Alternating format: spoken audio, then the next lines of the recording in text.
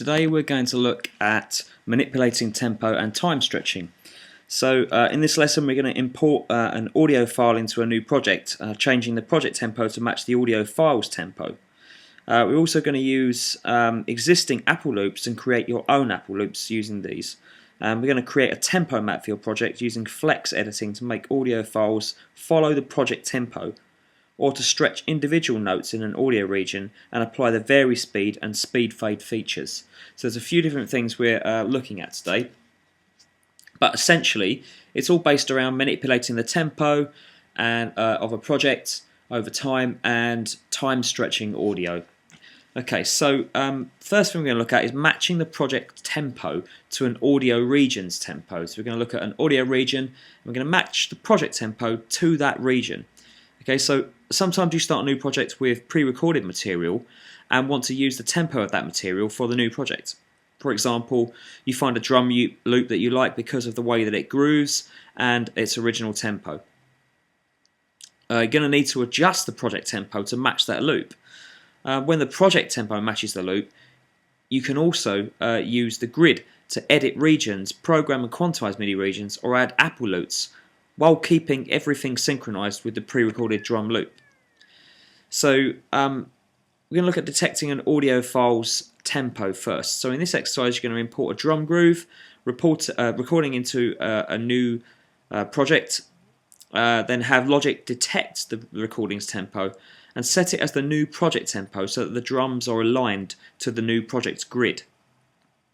So we're going to choose File New, or press Command N, and in the Templates dialog box click Empty Project Template, and then we have here our New Tracks dialog box comes up, and in here I want us to create an audio track. So we select audio, but I want it to be a stereo track, so we need to select a stereo audio track and make sure your Open Library is ticked there. Okay, so we're going to create that. And in the media area we're going to click the browser tab. Now mine's going to look slightly different to yours, but you will need to, using the browser function here, browse to your CMS drive, to the resources folder and to the Logic 9 folder and Logic 9 files, and in there you'll see a folder called media, and in there you will see a folder called additional media, and in there you're going to locate a file called drumrecording.aif. So for me, I'm just going to have to go to my files here. I'm going to go to the Logic CD I've got here, go to my Logic 9 files, and in here we're going to look into media, additional media, and here we can find the drums recording.aif. Okay, when you double click an audio file in the browser, an audio region is created on the selected track at the playhead position. So if I double click this, it will then appear, as we can see, in the main arrange area. Okay, so we're going to zoom in vertically to clearly see the waveform. So if we press Z on our keyboard, we can zoom right into that. Okay, you can use the metronome to check the project tempo, which in this case is the default 120 BPM. And compare it with the audio file's tempo. So we're going to press the metronome button down here, or press K on your keyboard, does the same thing. We're just going to listen back to that, and just to the first 4 bars, listen back to how that sounds.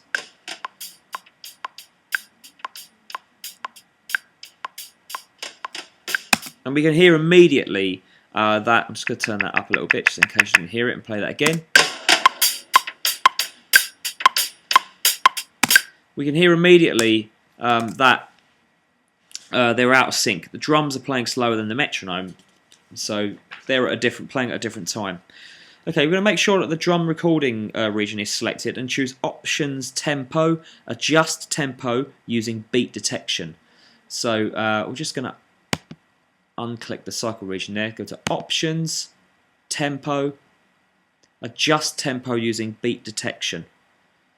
Okay, and what's going to happen here is Logic analyzes the file and displays a dialog which indicates a tempo of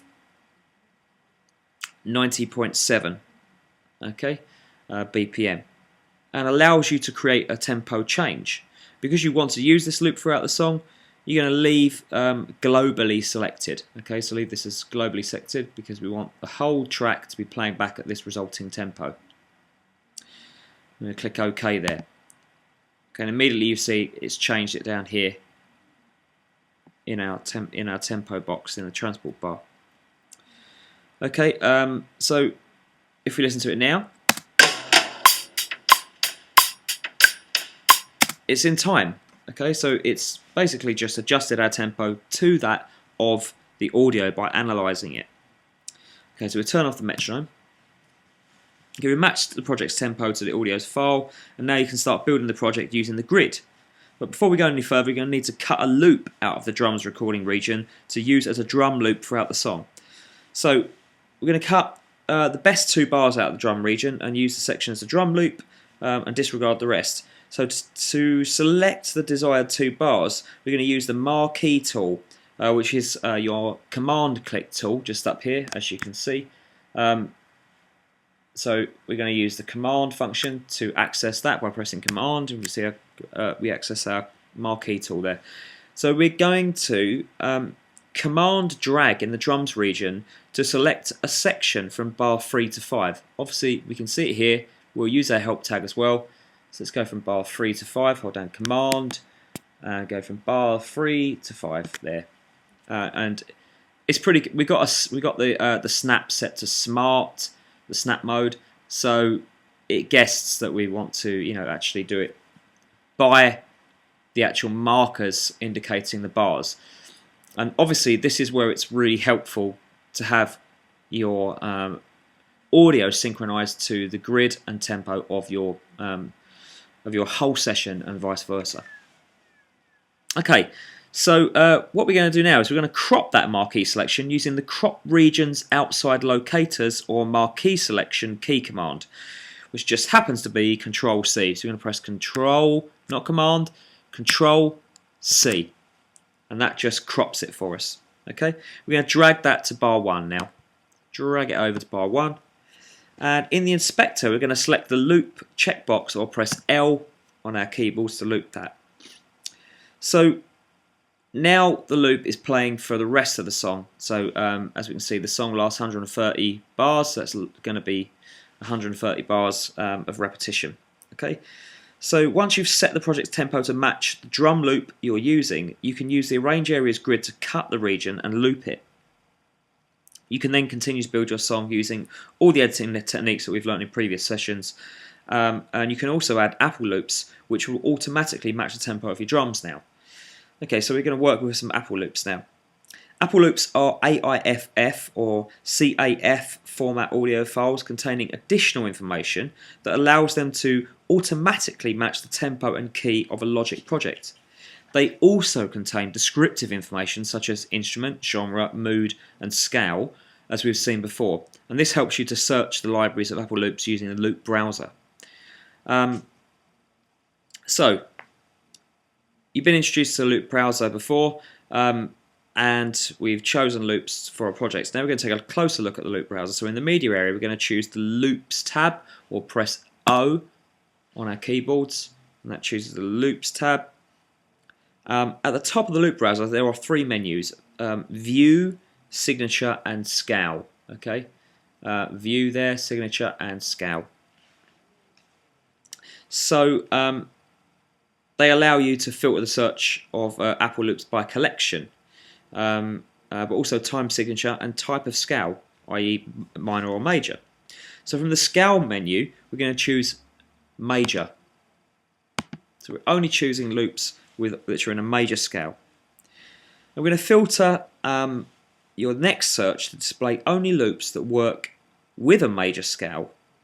The loop browser needs a little bit more information and doesn't just display the results yet. So at the upper right of the loop browser, we're going to choose one of 3 views: column, music, or sound effects.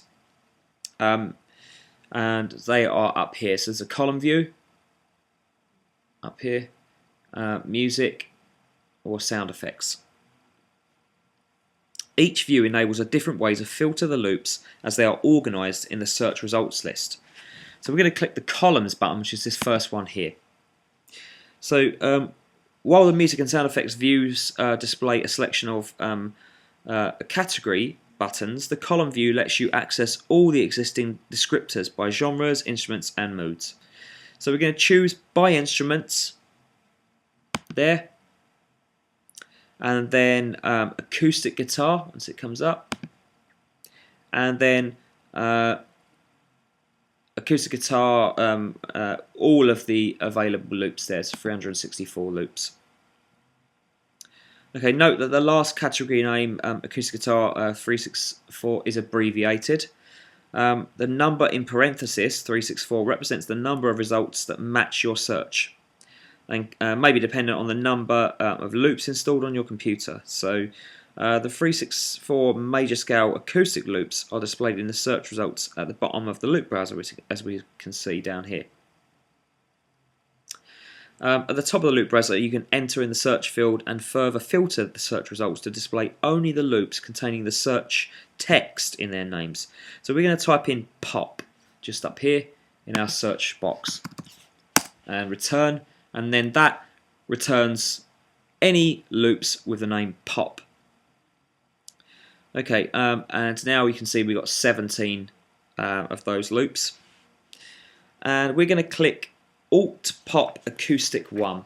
So and just have a little listen to that. I'm going to press it once.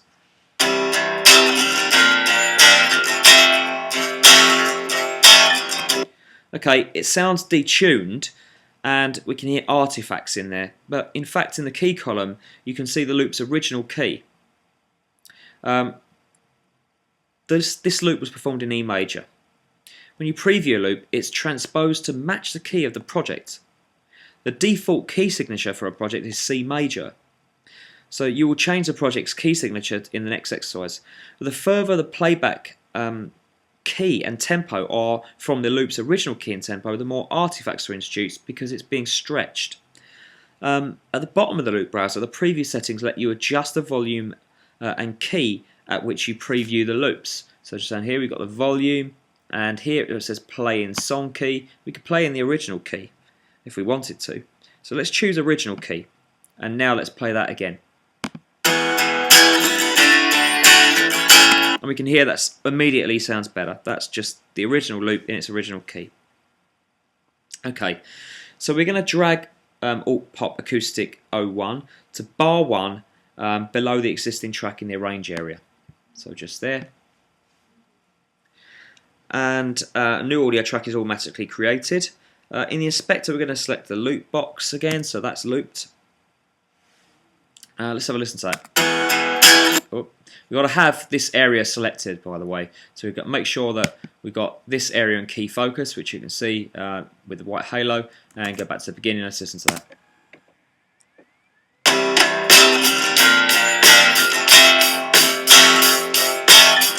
Okay, the acoustic guitar plays in times with the drums. However, the loop plays in the project's key C major.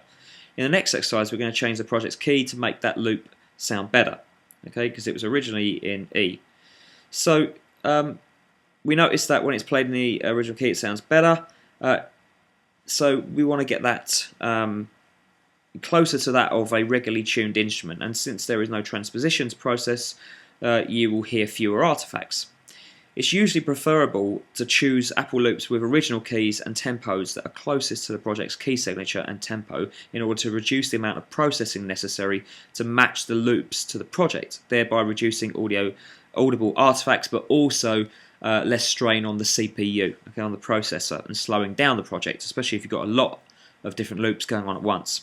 So we're going to change the project to E major. So at the top of the left sort of the top left of the arrange area, we're going to click the words global tracks or press G on our keyboard. So I'm just going to show you where that is. It's up here, global tracks.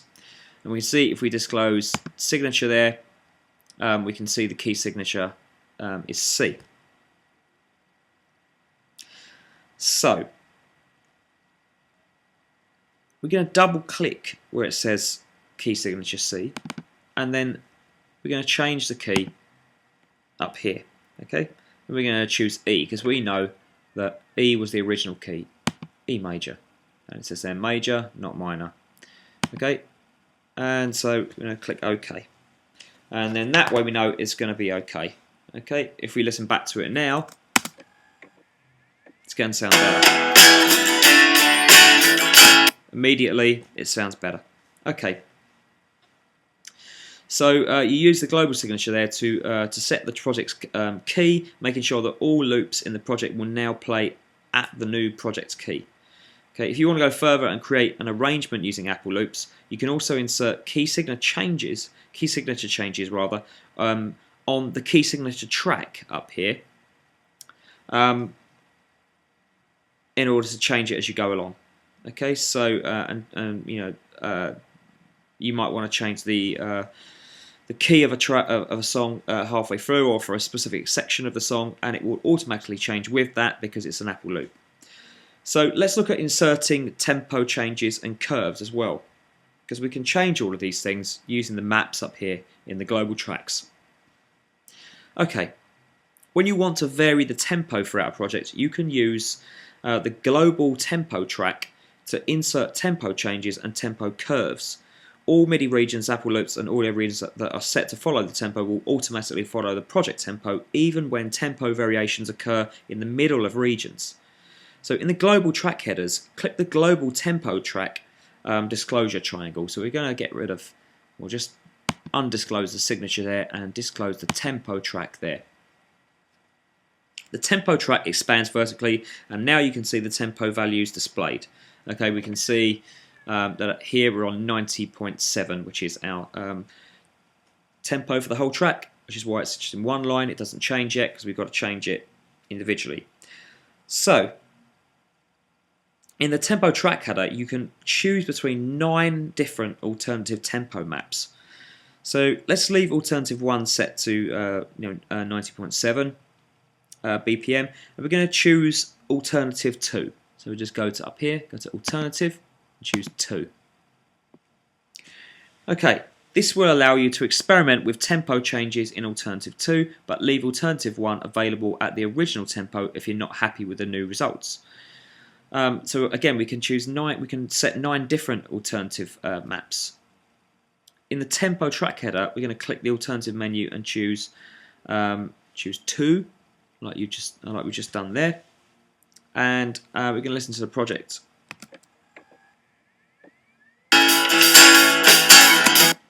And it sounds wrong because it's set to 120 BPM, obviously. The acoustic guitar, Apple Loops automatically match the new tempo, and its region length is still exactly 2 bars. However, the drums audio region does not change its tempo and now plays too slowly. So to make sure the drums follow the project tempo, you can use one of the flex modes. So in the tempo track header, up here, we're going to click the alternative menu and choose 1, and that takes us back to the original one there. Okay, we're going to select the drums recording track by selecting the track header here, and in the inspector over here on the left, we're going to click the track parameters disclosure triangle disclosure box. Okay, so there we go, drums recording, it's this one here, and in that area we're going to set the flex mode to slicing. So just down here we can see flex mode, and we're going to set that to slicing, and you immediately see that something's happened there. It slices the audio where it detects a transient and moves the slices without time stretching them, which typically works great for drums, that particular mode. In the tempo track header, we're going to click the alternative menu and choose 2. We can go back to our second alternative there. Okay, so now that we've done that, we'll notice that it actually follows it properly. If we go back to the beginning again.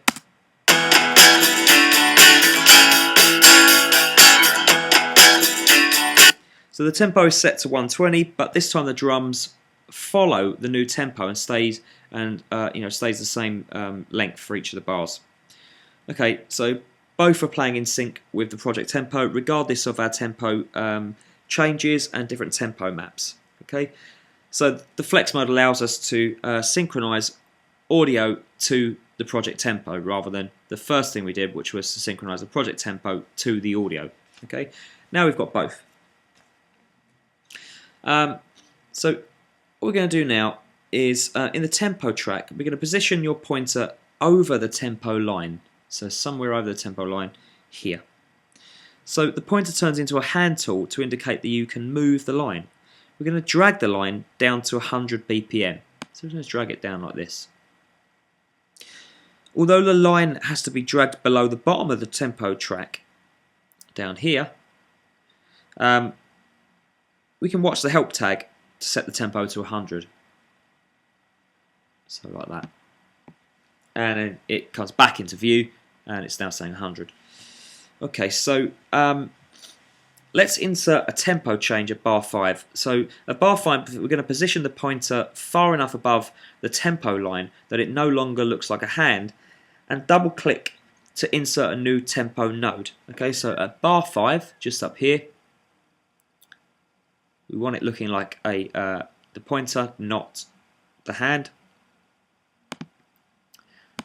And just above it there, we're going to double click to insert a new tempo mode. There we go. The value of the new tempo is displayed next to the node, and you can adjust the value of a tempo change up or down by dragging the node or the horizontal line that follows it. So we can either drag the node or we can drag the horizontal line up and down to wherever we want. Okay, so we're going to drag the new node or line up to 120 BPM. A little bit fiddly sometimes. There we go, 120. You can move a tempo change left or right by dragging the node or the line that follows it. Okay, to the right of the 120 BPM tempo node, we're going to drag the horizontal line to the left to move the tempo change to 3111. So let's move it to 3111, just like that. Okay. You're now going to create an acceleranto during the first 2 bars. The goal is to gradually increase the tempo from 100 to 120 BPM. To create a tempo curve, you need to position the pointer over the node, placed above or below a tempo change. When the position changes into a pointing index finger, we're going to drag to the left. There we go. And drag that to the left, and immediately we can see now we can adjust our tempo slowly over time to whatever we want. Okay, and that allows us to create that gradual change. So at bar 3, we're going to drag the node below the 120 BPM and drag it to the left and up, and that way we create a different curve. Okay, you can precisely adjust the tempo curve by dragging the node further up to the left, up or down or both. Okay, so now the whole project will follow that tempo. We'll just listen to that quickly.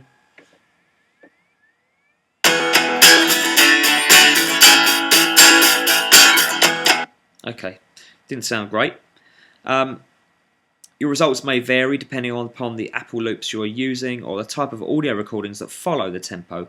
Drastic tempo variations will create artifacts, as you've just heard, so let your ear be the judge of what's right.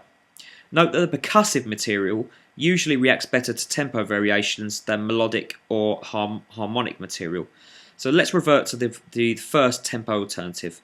Okay, so we're going to click alternative 1 up here, just go back to that. Okay, it takes us back to our original tempo. We're going to close the global tracks by pressing G on our keyboard, and that closes them for us. Okay, so you can now create complex tempo maps to add excitement to your arrangements. Sometimes a chorus needs to be faster, or you can use tempo curves to create the classic ritardando at the end of the song. Okay, all of your Apple loops and MIDI regions will now automatically follow the project tempo. To make audio files follow the tempo, you only have to choose the flex mode. That's all you need to do, and make sure you've chosen the right flex mode. Okay. While flex modes make audio files follow tempo, Apple loops follow both tempo and key signatures, and can be catalogued in the loop browser for easy access from any of your projects. When using audio regions to create Apple loops, blue loops are produced. Blue loops can only be used as audio regions on audio tracks. When you use MIDI regions, green Apple loops are produced. Green Apple loops can be used as audio regions on audio tracks or as MIDI regions on software instrument tracks, giving them the additional flexibility of being able to edit the sound of the instrument and the MIDI sequence.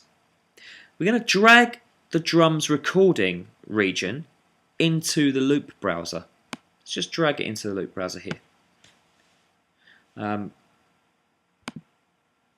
don't know why mine does that. I'll just cancel that. Try that again. So I'm going to just drag that into there. Okay, it's going to keep playing in the background, so I'll just hold it there. Okay. The Add Region to Apple Loops Library dialog appears. All the information you enter into this window will be used by the loop browser to index the loop. It's the same information you used to search for the loop that we did earlier. Okay, so we're going to enter or choose the following information. So the name of the track, we're going to give it a new name, and we're going to call it Rock Groove. Incidentally, if you haven't done this already, make sure that you're saving this file into your own location, so you're not recording, writing over the original file. Okay, so make sure you go File, Save As, record it and save it into your own file, so you're using your own session. You shouldn't have made a save yet, but after you do this, you probably will need to. Okay, so we're going to call it Rock Groove, and the type here is a loop. Under scale, we're going to put Neva because it's a drum beat, and under the genre, we're going to choose rock blues. In the instrument descriptors, we're going to choose all drums beats. So all drums and beats, just there. And then we're going to click the tags over here. We're going to click single, clean, acoustic, relaxed, a cheerful, dry, grooving, and part. Cheerful, dry, grooving, and part. Okay, it's not a whole fill, it's a part. Once you've done that, we've selected all that we need to do, and we can click create. To create blue Apple loops, though, with material that does not match the current project tempo, and to see more refined transient analysis of your audio file, we can choose Audio, open in Audio Loops utility, and use Apple Loops utility as explained in the advanced book. But we're not going to do that. We're just going to click Create. Okay, and there we go. It's creating it. Loop name already exists. You can see I've done this before. Replace original with new loop. Okay, and it's creating that the Apple loop there. Okay, this process can take some time depending on the number of loops present on your system. When the operation is completed, an Apple Loops file has been created and indexed and is available in the loop browser. So in the loop browser, if we search in the search field, if we type Rock Groove, we should be able to find that now. So I'm going to type in there Rock Groove. There we go.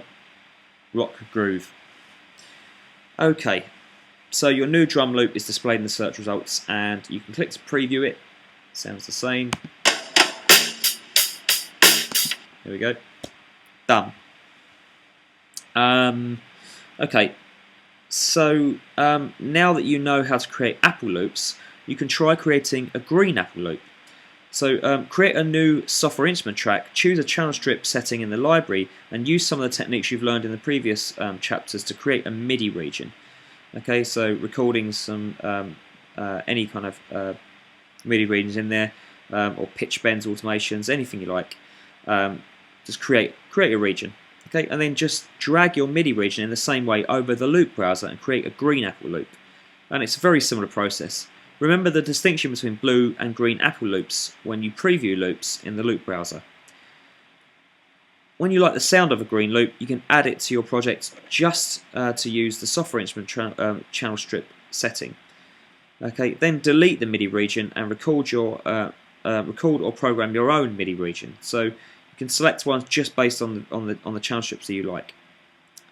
Previewing green Apple loops gives you a chance to audition their software instrument channel strip settings without loading the channel strip settings themselves. In contrast, if you like the melodic or rhythmic pattern played by a green loop, you can add it to the arrange area and keep only the MIDI region using another software instrument channel strip setting. So you can change it all around and then make your own bespoke Apple loops based on that with your own settings. Okay, so now we're going to look at changing the playback pitch and speed with VariSpeed. So in the days of analog tape recording, engineers performed all sorts of tricks by changing the tape speed. Many major albums were sped up ever so slightly during the mixing process to add excitement to tracks by raising their tempos. This simultaneously raised the pitch, giving the impression of a vocalist reaching higher notes in the most emotional passages of the song. On the other hand, engineers would sometimes slow the tape during the recording so that a musician could actually play along to a challenging passage at a more comfortable tempo. When played back at its regular speed during mixdown, the recording gave the illusion of the musician playing faster than he really was.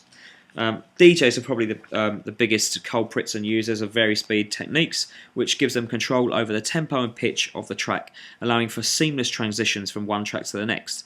Logic takes this concept a step further, offering both the classic VariSpeed, which, like a tape or record player, changes both the pitch and the speed simultaneously, and a mode called Speed Only, which allows you to change the speed without changing the pitch.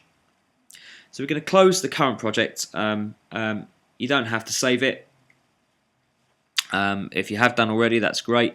I'm just going to close mine without saving it. So close and save.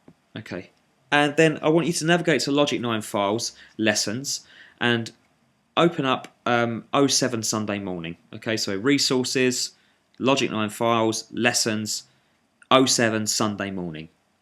Okay, and make sure you save this to your own location first, okay, because we are going to make changes to this and I don't want you to save over the original file, so please do that first. Okay, so you can have a listen to the song to get familiar with it. To use the VariSpeed feature, you need to add the VariSpeed display to the transport bar. Okay, if we control click the transport bar anywhere in the transport bar, control click, we can customize the transport bar and add our own things in. Okay, so we're going to select VariSpeed if it's not in there already. There it is, VariSpeed in the middle column there. Okay, so select VariSpeed and then click OK. And that now appears in our transport bar down here, as you can see, VariSpeed button, plus or minus, referring to the speed. Okay.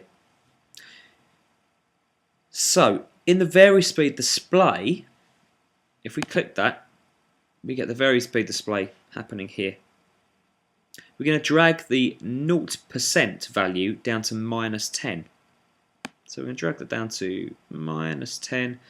Remember not to drag it by these decimals here, but by the units here. Okay, if you drag it down by these decimals, you'll get small increments, and we just want -10% exactly. The VariSpeed display is shaded in orange. The tempo value turns orange too, indicating that the song is no longer playing at its original tempo due to the VariSpeed feature. So we can see here that's now highlighted in orange. Okay, it's gone down by 10%.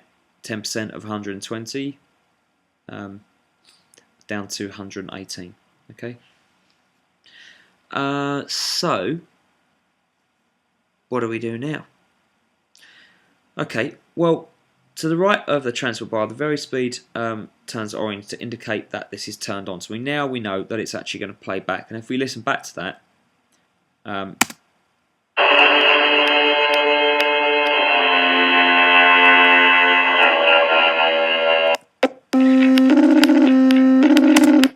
Sorry, I had to forward it there because I was getting bored. It's playing slower. Okay, we can hear that. Okay, if we double click the vary speed value and enter 10 and then press return, so double click it there, just press 10, return, and now we play back. It's going 10% faster. Okay, so now we're going to change the vary speed display. So we're going to click speed only, and our menu appears here. Okay, in which you can choose one of 3 vary speed modes. At the bottom of the menu, you can choose one of the 4 ways to display the speed variation. We're going to choose vary speed, speed and pitch. And the pitch of the entire project is raised. Okay, so if we listen back to it now, it's not just the speed, it's the speed and pitch.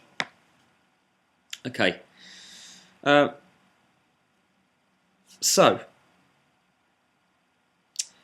the transport bar, we're going to click the vary speed button to turn it off down here. And now we can hear the project play back at its normal speed. And this allows us to toggle vary speed on and off without changing anything else. We can just preview what things sound like at different speeds and pitches. Okay, so it just gives us that, that edge as well. Okay, now we're going to look at time stretching and tempo matching with the flex time editor. Okay, so we looked at flex time before, and use it to quantize drum regions to do things with that. Okay, in the next exercise, we're going to use the flex time editing to stretch the waveform as you would with a flexible elastic rubber band or something like that to match the tempo of an imported audio file to the project tempo. So in this exercise, we're going to use a flex tool to stretch the lead vocals, making a sustained note even longer than it was performed. You're then going to take a quick peek at the flex view, which shows you what is happening under the hood when you use the flex tool. So on track 8, which is the Vox track, we're going to zoom in on the end of the Vox 2 region, making sure that you can still see the M3X Sansab track above in track 7. Okay, so here's track 8 here. Here's our Vox 2 region. We want to make sure we're seeing all of these, okay, and the end of it as well. So we just want to see the end of the region, but we're going to hold down Control Alt, get our magnifying glass, and just view the end of both of those. Okay, just go down a little bit so we can see the end of those there. Okay, we're going to drag a 5-bar cycle from bar 49 to 54. Okay, so here we go, from 49 to 54 up here. There we go. And if I want to just zoom out, I can just do that there a little bit, so I can see a little bit more what's going on, and we can see bars 49 to 54.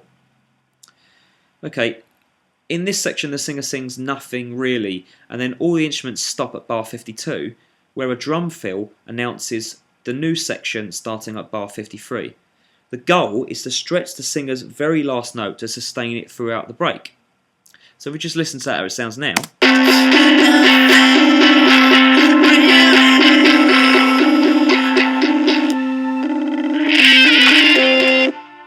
Okay, something's gone a bit awry there, okay, but you'll have your own version of that you can listen to.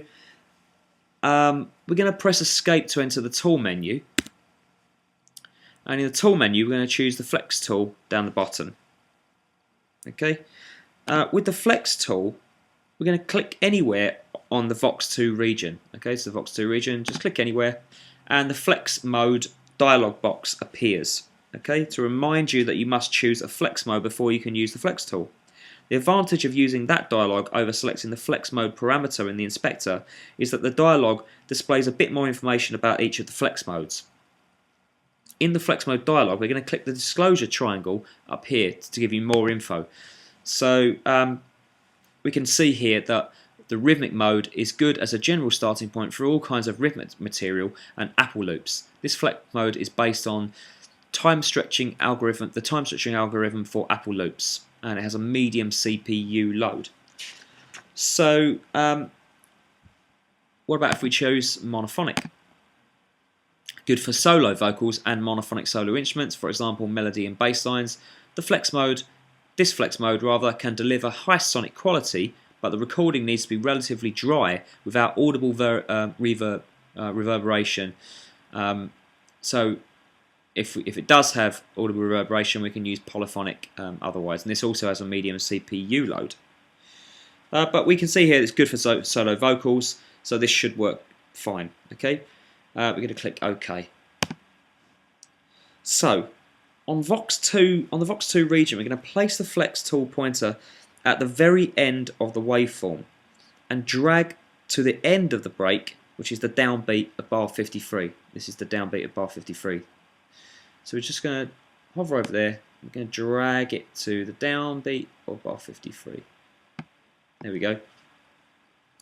So the region is lengthened and the waveform is stretched. If we listen to the result. Slowly repeating, no one else has heard me say nothing really. I'm only proceeding. What I've done there is I've got my cycle region selected to auto set locators. Once I've selected other regions, it's create a cycle region around those. So I just need to readjust my cycle region, and you may have experienced the same problem. Back up here. So now when I play it again, I just need to actually create a new cycle region there because it's created around several different cycle regions. So I create my cycle region again and play that. Nothing really.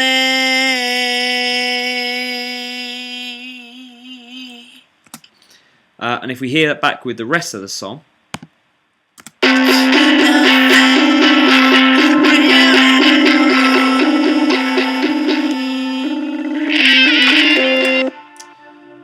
okay, so hopefully yours will sound different to that. I haven't checked this, but I've obviously got some of the volumes are out on it. But you can hear that now the vocal is stretched over that last bit. Okay.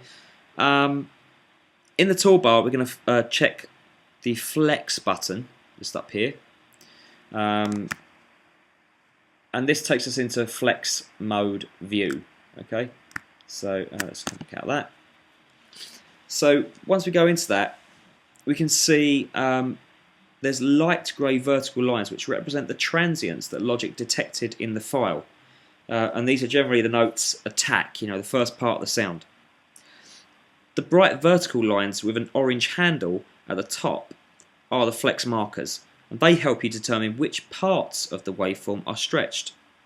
Also, time expanded sections of the waveform get an orange halo, while time compressed ones get a green. So we can see here that this has been expanded, okay? It's been stretched.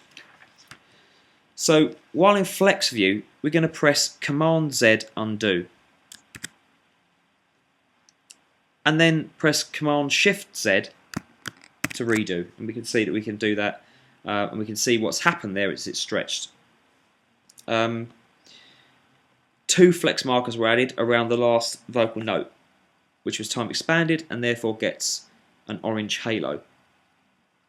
To prepare for the next step, play the current section a few times to get really familiar with the waveform and which words it represents. So we're now going to stretch the attack of the word really to the left so that it starts a bit earlier. In the lower left of the waveform, position the flex tool over the attack of the word really. Okay, so it's just here. Pay close attention to the flex tool. When positioned over a transient marker and in the lower half of the waveform, it should look like 3 little flex markers like I've got on my screen, as the previous figure shows. This symbol means that you're going to stretch the waveform using three flex markers. On the transient marker you're about to drag, on the transient marker before, which will not move, and on the transient marker after, which will also not move.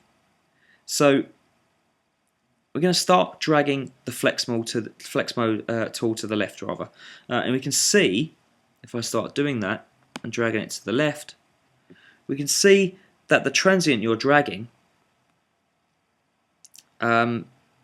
the transient before and the transients after all turn into flex markers. Okay, the time compressed part of the waveform is highlighted in green, and the time expanded part is highlighted in orange. A mini ruler appears at the top of the region to help you identify where you are and align your transients to the grid. Okay, so we just pulled that back a little bit. There we go, and that's now been stretched. Listen back to that.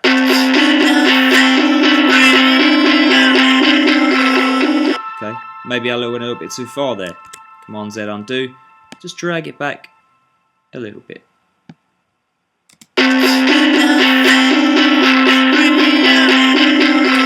And it helps give a little bit of syncopation to the vocal there. Okay, so we're going to press escape twice to return the left click tool to the pointer tool.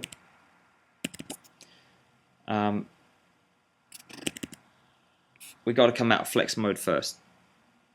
So we're going to hit flex mode there, and there we are. Okay.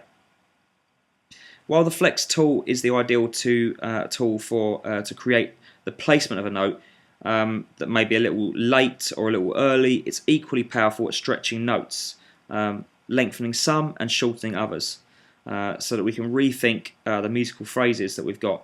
So, but remember to use the flex tool with moderation, because it is quite addictive. But obviously you're going to create artifacts if you stretch things or compress them too much. Okay, we're going to look at making an audio file match the project tempo now.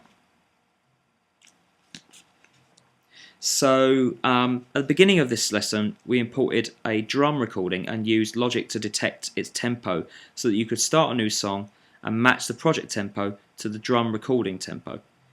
We're now going to do the opposite. We're going to import a percussion recording and use a flex mode to make that recording match the tempo of the project. Okay, we look at this slightly before, we're going to do it again. Okay, so we're going to select the H.H. Sherman track, which is track 4. So if I click in the background of my arrange area and press Z, I'll zoom out to full. Click track 4 there. At the top of the track list, we're going to click the new tracks button and create a new stereo audio track. So we go new audio, stereo audio track. And we're going to keep the open library box clicked there, click create, and then that will place that audio file underneath. Okay, so in the media area we're going to click the browser tab or press F, take us in the browser tab, and we're going to navigate again to the Logic 9 files folder, and then the media folder, and then the additional media folder, and we're going to drag the tambourine.aif to track 5 at bar 29. Okay, so we're on track 5, and we can see bar 29 there. We may want to zoom in a little bit further onto that so we can get in really close. Okay, and we're going to look in here and go back to our files here, Logic 9 files, media, additional media, and there's the tambourine AIF rather. I'm going to drag it in so that the help tag reads 29111. I'm going to drop it in there on bar 5. Okay, there it is. Okay, so if we just play it from there.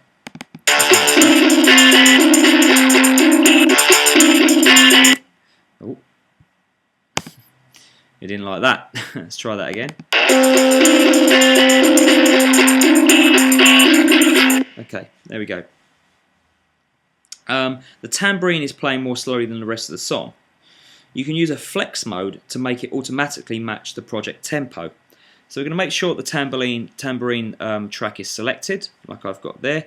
And in the inspector, we're going to set the flex mode over here to rhythmic. Okay, and automatically you can see that now it's been changed. If we listen back to that. Excuse me, we need to go back, take the cycle region off and go back to the start of our file there. I'll just click that and zoom, and we listen back. There we go, so it's a bit more in time now. Okay, you can now copy the tambourine to the other choruses. So first we're going to use the marquee tool and crop regions outside located on marquee selection like we did earlier using the key command Control C to crop a perfect 8-bar region from the tambourine region. Then we're going to drag one copy to bar 53 and another to bar 81. Dragging the upper right corner of each region, you can use the loop tool to fill out each chorus. Finally, in the inspector, we can turn down the level of the tambourine to about -5 dB and pan it slightly to the right to give it a place in the mix. Okay, so let's do that. We only want 8 bars out of this, so where can we go from? We can pick anywhere. Okay, so we just want to have an 8-bar region. Okay, so if we zoom in a little bit further to that, have a look.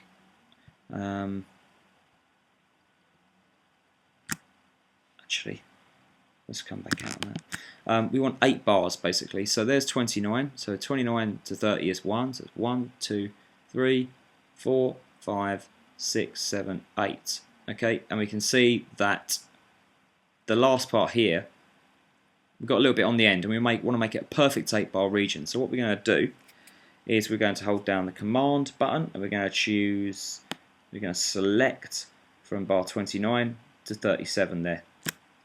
And we're going to press Control C to crop that. Okay, now we're going to copy, we're going to drag one copy to bar 53 and another copy to bar 81. So we're going to zoom out a little bit using Control Alt left arrow. And we're just going to hold it down. We're going to hold down Alt. We're going to drag that over to bar 53, 111. And then if we move along a little bit, we're going to drag another one over using Alt and drag to bar 81, 111. Okay, we can use the loop tool now to fill out each chorus. So here we go. Can we see where the chorus is? No. I'm presuming that it's another 8 bars. Doesn't actually tell me here. So we can do that. And using the loop tool up here, we can drag it out another length there. And this way we don't have to have more audio regions than we actually need. Okay. Now we're going to look at creating a turntable or tape slowdown effect. Okay, so when you stop a turntable, for example, and with the stylus on the record, or a tape machine with the tape head in contact with a tape, magnetic tape, the result is a signal that simultaneously slows down and drops in pitch. Although the tape machines and turntables are slowly disappearing, people still like to use this effect, and we can do something like that in Logic. So to recreate those effects in Logic, we're going to apply a fade over an audio region and then change that fade into a speed fade. Speed up for a fade in and slow down for a fade out. So on track 11, the outro tape delays track, I'm just going to click into the background of the arrange area and press Z again. Go to outro tape 11. We can see the audio region is selected there. Press Z to zoom into that. And we're going to shift control drag over bar 101. So just on the end there. And we're going to hold down. Actually, we're just going to zoom in using Alt and Control just to that last section there, so we can get it in a little bit more detail on the last sort of 4 or 5 bars. Okay, so maybe a few more there to bar 99, just so we've got a little bit more detail. Okay, we're going to create a turntable slowdown effect from bar 101 to the end of the outro tape delays region. Okay, first we're going to need to create a fade out. Remember, you can apply fades using the pointer tool by holding down Shift Control. So we're going to Shift Control drag from bar 101 over the right border to the of the region to apply a fade out. So so here we go. So Shift Control, and we're just going to drag over there a region like that, just so it's just over the edge, and it immediately creates a fade out. In the inspector though, we're going to click the fade parameter and choose slow down. So over here, we're going to find the fade parameter, and at the moment it says out, and we're going to choose, oops, not that one.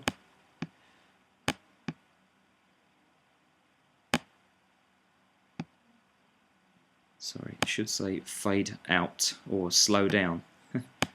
There we go, slow down. And now that will slow down that aspect of the sound, as we can see.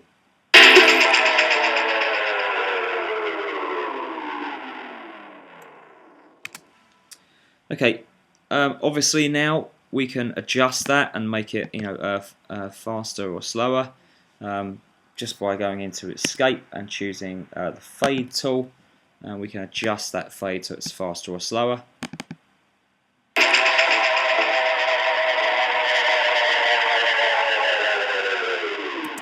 As so, okay. So using these things, we can actually change, the curve of the fade out, and just make it a little bit more interesting. And obviously, this is just another method of using the speed, tempo, and time manipulation functions in Logic. Okay, there are other ways that we can do that, but those are the most basic ways. I hope you found that useful. Obviously, if you want to read more on this, you can find the Logic Advanced book and do some more advanced techniques in that. But this one's enough to allow you to be able to do all of that you need to do for a basic mixdown, and you can do quite a lot with that already. Okay, hope that was helpful.